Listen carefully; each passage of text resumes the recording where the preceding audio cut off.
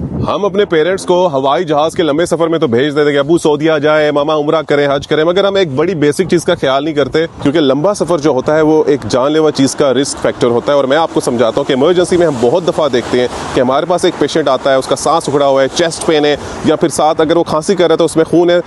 तो उसमें हम अक्सर एक सवाल पूछते हैं। हम कहते हैं आपने रिसेंटली ट्रैवल तो नहीं किया, खासतौर पे अगर उसमें रिस्क फैक्टर्स हो उस शख्स में, जैसे स्मोकिंग हो, हाइपरटेंशन हो, किसको नहीं है हमारे पेरेंट्स में से, या फिर ओबेसिटी हो, या फिर 60 अबव हो, तो हम पूछते हैं आपने लंबा सफ़र तो नहीं किया। और हम ये क्यों पूछते हैं? क्योंकि जब आप लंबा सफ़र करते हो ना तो आप बैठे रहते हो,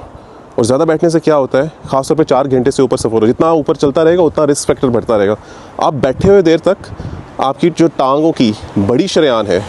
उनमें खून की गर्दिश स्लो होती है। जब खून की गर्दिश स्लो होती है तो फिर वहाँ खून का गुत्था क्लॉट बन जाता है, और वो क्लॉट अगर डिसलॉज होकर आपके लंग्स फेफड़ों में चले जाए तो वहाँ वो रुकावट पैदा करता है, और उससे कभी कभी आपके हार्ट में भी स्ट्रेन पड़ जाता है।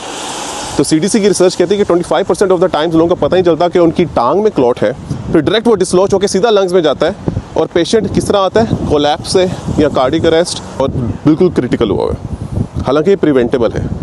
तो इसमें हमने करना क्या है भाई, ठीक है, हमने ये करना है कि जब हम अपने पेरेंट्स को, या हम खुद भी सफ़र कर रहे हैं यार, इवन जो प्रेग्नेंट लेडीज़ हैं, ठीक है, या वो लेडीज़ जो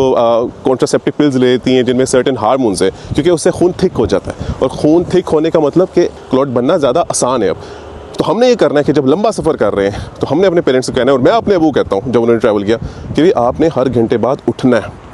आपने अपनी उंगलियां नीचे हिलानी है पाँव की, आपने अपने काफ मसल की मसाज करनी है, तंग कपड़े नहीं पहनने, आपने पानी पीना है, चाय ज़्यादा ना पिए भाई बैठ के, उसे डिहाइड्रेशन होती है। रिसेंट सर्जरी, हॉस्पिटलाइजेशन, या पहले से ही क्लॉट हो जिसे डीप वेन थ्रोम्बोसिस कहते हैं, या फिर पहले से ही लंग में क्लॉट हो, या पहले से आप ब्लड थिनर्स में हो, तो फिर आपको और एहतियात करनी चाहिए। और इस फिनोमिना को जो मैं आपको समझाने की कोशिश करता हूँ, पल्मोनरी एम्बोलिज्म है। अपना ख्याल रखें, अपने पेरेंट्स का ख्याल रखें, और प्लीज़ उनको इस बात से अवेयर करें,